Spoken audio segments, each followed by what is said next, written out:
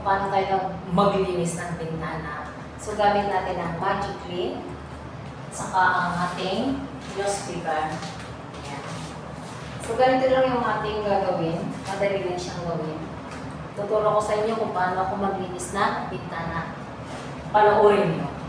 So, bago pala kayo manood, sa mga bago pa lang po sa channel ko, please na subscribe ang Guy Maria channel and pakindot na rin guys ang inyong bell para ma-update po kayo sa aking gagawin pa mga video.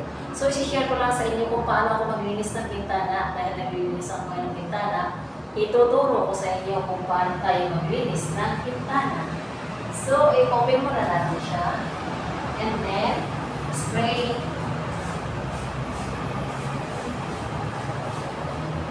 Tapos, ito yung newspaper.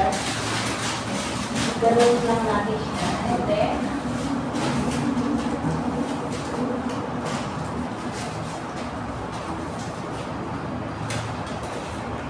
so dahil tayo ay mataas, pagda, akit na.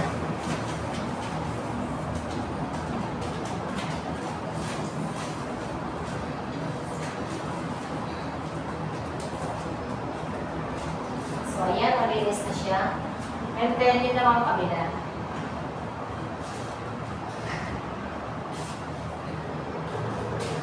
Spray again.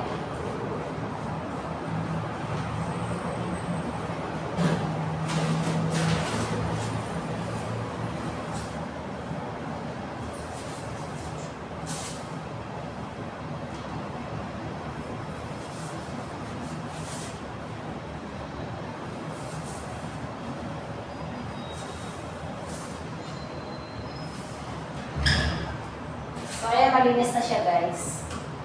And then, yun, ito naman isa.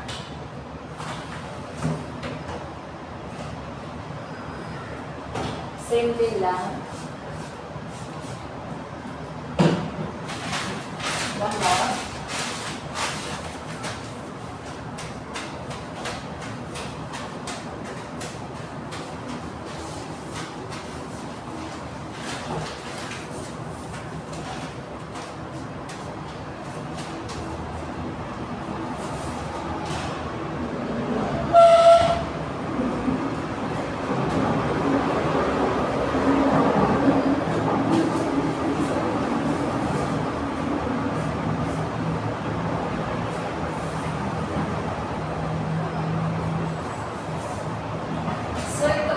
Napakadelikadong trabaho. Kaya kailangan, huwag natin ipapasok yung kalahati ng ating katawan dito sa bintana. Make sure na nakaganito lang tayo. Kung hindi abot, okay lang, umamit tayo ng stick para malinis.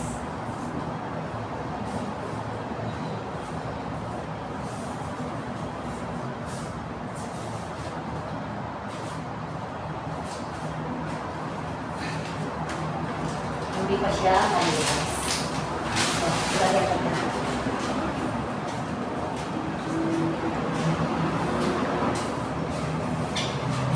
So, para hindi na rin para din po sa kaligtasan, huwag natin itong bubuksan. Kailangan bintana lang. So, ayun. So, that's it for today's video, guys. And sana nag-enjoy. May natutunan kayo sa aking ginawang video. Thanks for watching and see you on my next vlog. Bye!